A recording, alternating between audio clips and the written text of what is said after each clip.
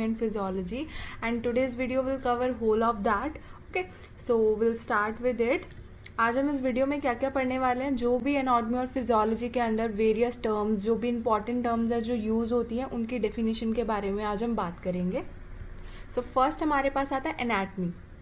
Anatomy is the study of different parts of the body, their forms, position and relationship with each other. Okay, तो क्या मतलब है इस definition का कि ये एक स्टडी है, एनाटॉमी एक स्टडी है जो कि किसके बारे में, different parts of the body. हमारे पास हमारे लंग्स हैं, नोज है, किडनी है, बहुत सारी चीजें हैं हमारे पास, हमारे बहुत सारे डिफरेंट बॉडी पार्ट्स है ना. तो उन सब की स्टडी जब हम करते हैं उसको क्या बोलते हैं, एनाटॉमी. क्या क्या, देयर फॉर्म्स, कैसे कैसे बने हैं, ये इंपॉर्टेंट चीज है, कैसे कैसे बने हैं ये. ओके, किस किस चीजों से बने, कौन कौन से सेल से बने, कौन कौन से मसल से बने, कौन कौन से टिश्यू से बने, क्या फॉर्म है उनकी. ठीक है, क्या पोजीशन है, पोजीशन मतलब लोकेशन कौन सी है उनकी. जैसे मैं अगर फॉर सपोज एड्रीनल ग्लैंड की बात करूं, तो जो मेरी एड्रीनल ग्लैंड है वो किडनी के ऊपर है ना, तो उसकी पोजीशन क्या है, वो किडनी के टॉप पर है, सुपीरियर है उसकी. ठीक है, तो पोजीशन के बारे में बताते हैं. And relationship with each other, और उनका आपस में कैसे रिलेशन है. जैसे कि एड्रीनल ग्लैंड की अभी मैंने बात करी, एड्रीनल ग्लैंड मेरा किडनी के ऊपर होता है ना, तो अगर जब मैं इसकी रिलेशनशिप की बात करूं तो it is on the top of the kidney, तो उसके साथ रिलेशनशिप में है. ठीक है, तो कैसे कैसे एनाटॉमी क्या क्या कवर करती है हमारी, ये स्टडी है हमारे different parts of the body, मतलब हमारे जितने भी पार्ट्स हैं बॉडी के उन सब की स्टडी है. देयर फॉर्म्स, किन किन चीजों से वो मिलके बनी हुई है, क्या क्या पोजीशन है उसकी, और कैसे वो एक दूसरे ऑर्गन्स के साथ रिलेशनशिप में है, तो उस स्टडी को क्या बोलते हैं हम, एनाटॉमी. ओके, सेकेंड हमारे पास आता है physiology. What is physiology? Okay, it is the study of functions of the body as a whole and functions of individual structures and system present in the body. तो क्या बोलते हैं definition में कि it is the study of functions of the body. देखो हमने anatomy में पढ़ लिया था कि उनके स्ट्रक्चर कैसे हैं, उनकी फॉर्म क्या क्या है, लेकिन उनके जो भी फंक्शंस हैं वो कैसे कैसे फंक्शंस को परफॉर्म करेंगे. ठीक है, वो सारा हम किस में पढ़ते हैं, फिजियोलॉजी के अंडर हम वो कवर करते हैं. ठीक है, तो क्या लिखा है इन्होंने, it is the study of functions of the body. हम फंक्शंस ऑफ द बॉडी के बारे में बात कर रहे हैं एज अ होल, पूरे तरीके से जैसे भी हो रहा है. And functions of individual structure, देखो एज अ होल भी बात करते हैं कि हमने सांस ली, फिर वो एयर जो है वो हमारे लंग्स में गई, फिर वहां से वो एब्जॉर्ब हुई, हमारे सेल्स तक गई, है ना, तो वो एज अ होल बात कर रहे हैं. लेकिन फंक्शंस ऑफ इंडिविजुअल स्ट्रक्चर्स के बारे में भी बात कर रहे हैं. जैसे कि हमने फॉर सपोज किडनी एग्जाम्पल लिया, तो किडनी के जो जो फंक्शंस हैं हम उसके इंडिविजुअली भी बात करते हैं और एज अ होल उसको पूरी बॉडी के साथ मिला के भी बात करते हैं. And system present in the body, जो भी हमारे सिस्टम हमारी बॉडी में प्रेजेंट है वो कैसे कैसे काम कर रहे हैं, वो हम किसके अंडर स्टडी करते हैं, फिजियोलॉजी के अंडर स्टडी करते हैं. ओके, नेक्स्ट हमारे पास आता है सेल.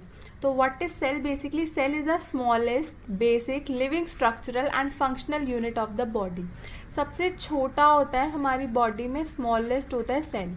ठीक है, अब सेल्स जो होते हैं वो मिला के, बहुत सारे सेल्स अगर इकट्ठे हो जाएं तो वो मिला के बनते हैं टिश्यूज. ओके, बहुत सारे टिश्यूज इकट्ठे हो जाएं तो वो मिला के बनता है ऑर्गन. ओके, और बहुत सारे ऑर्गन इकट्ठे हो जाएं तो वो मिला के बनता है ऑर्गन सिस्टम. ओके, और बहुत सारे मतलब ऑर्गन सिस्टम्स क्या बनाते हैं, कि इंडिविजुअल, मतलब एक पर्सन को बनाते हैं. तो देख लो, आपको पता लग जाएगा कि सेल सबसे छोटी यूनिट है ना. इस फ्लो चार्ट के अकॉर्डिंग सेल सबसे छोटी यूनिट है जो कि लिविंग है.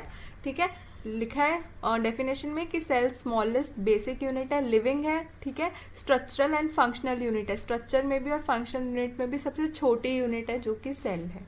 ठीक है, सेल ही आगे हमारे आगे के सारे स्ट्रक्चर्स को फॉर्म करता है. ठीक है, नेक्स्ट हम बात करें टिश्यूज की. तो टिश्यूज क्या होते हैं हमारे, मैं पीछे बता चुकी हूँ कि सेल्स जो है, काफी सारे सेल्स एक साथ मिला के क्या बन जाता है हमारा, टिश्यूज. ओके, सो टिश्यू क्या होता है, अ ग्रुप ऑफ सेल. बता ही दिया कि ये ग्रुप होता है सेल्स का, हैविंग सिमिलर फिजिकल कैरेक्टरिस्टिक्स. अब देखो फॉर सपोज ये मेरे सेल्स हैं, ये एक जैसे हैं, ये सर्कुलर फॉर्म के सेल्स हैं. ठीक है, एक ये मेरे पास सेल्स हैं, एग्जाम्पल है, ऐसा होता नहीं है, बस मैं बता रही हूँ। ये है, ये मेरे स्क्वायर या रेक्टेंगल शेप के सेल्स हैं, ठीक है। तो ये क्या है, a group of cells similar in physical structure, physical structure में सेम है। ये सर्कल वाले हैं, ये मेरे ट्रायंगल वाले इकट्ठे हुए पड़े हैं। परफॉर्मिंग सेम स्पेशलाइज फंक्शन, तो सेम फंक्शंस जो परफॉर्म करेंगे, जैसे कि इनका काम है इस ऑर्गन को प्रोटेक्ट करना, ठीक है, या इस ऑर्गन की कोई लेयर बनाना, ठीक है। तो वो सारे मिलके एक साथ वो काम करेंगे, एक ही काम, एक जैसे सेल्स जब इकट्ठे मिलके करते हैं तो क्या बना देते हैं, वो टिश्यू बना देते हैं, ठीक है। तो उसे बोलते हैं हम टिश्यू। नेक्स्ट आती है हमारे पास anatomical position.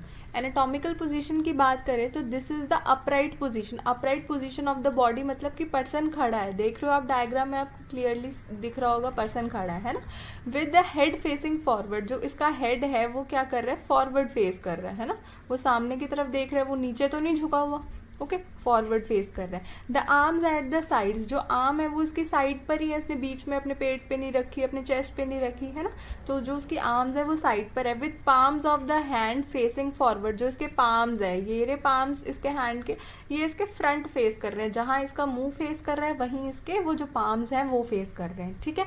And the feet together, और इसके जो पैर हैं वो जुड़े हुए हैं, है ना।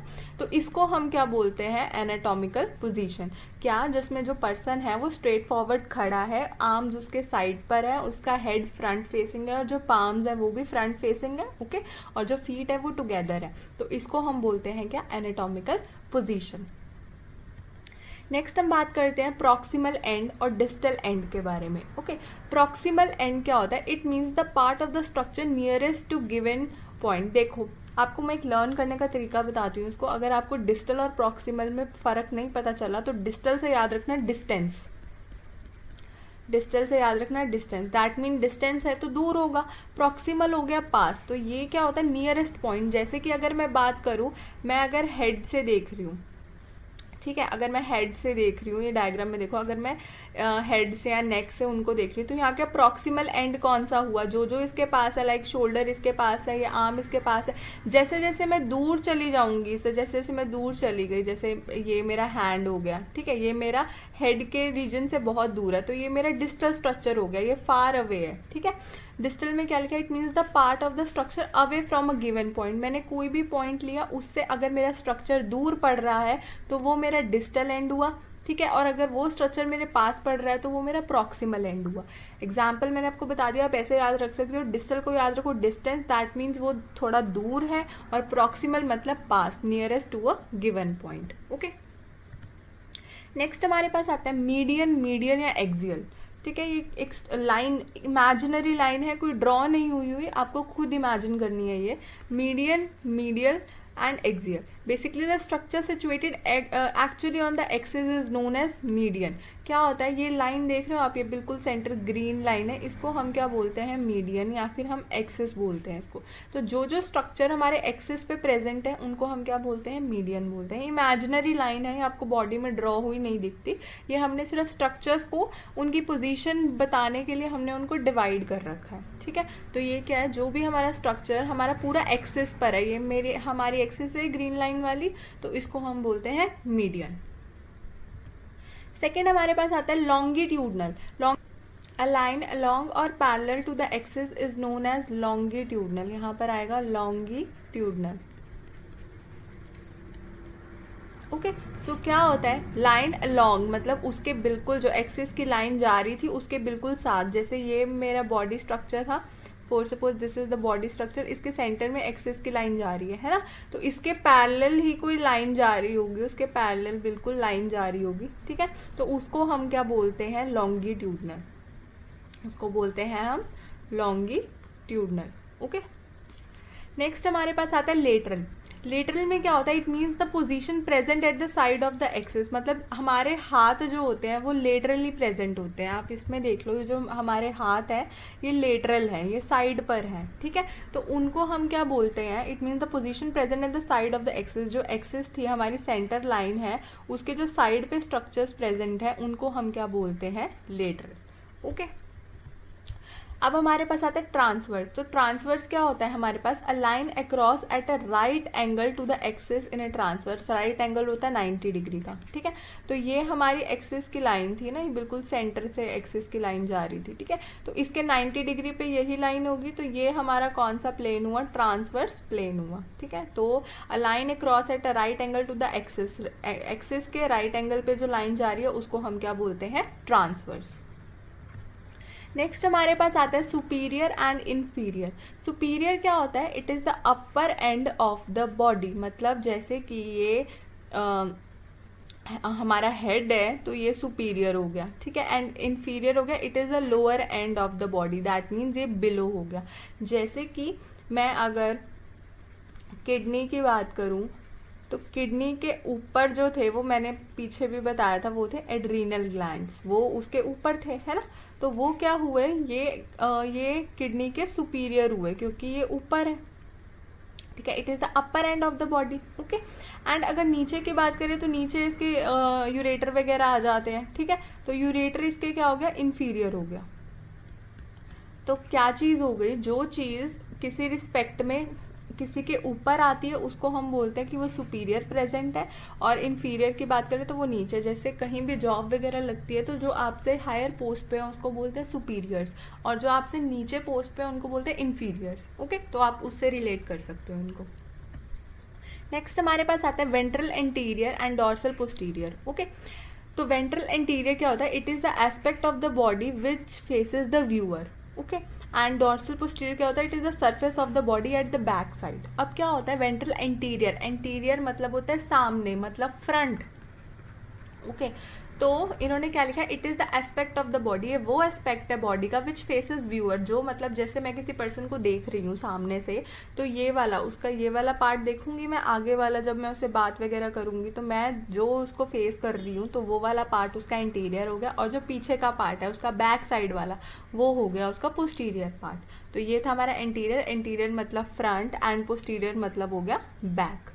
तो ये था हमारा interior and posterior. So hope आप सबको ये लेक्चर समझ आया हो, एंड थैंक यू।